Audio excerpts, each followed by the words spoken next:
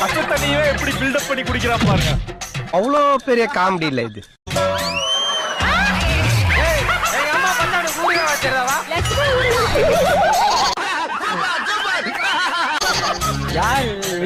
ரங்கராஜ் பக்கத்துல இருக்கிறது அந்த காலத்து ஆனந்தராஜ்.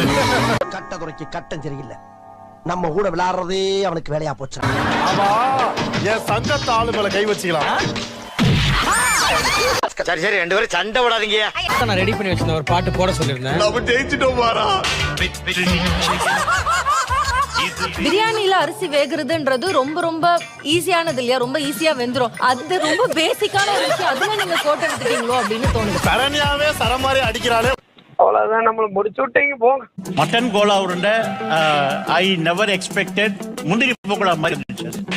பக்கோடா ஒரு பேர் வைக்கலாம். அந்த கோலா உருண்டைக்கு என்ன சார் வைக்கலாம்?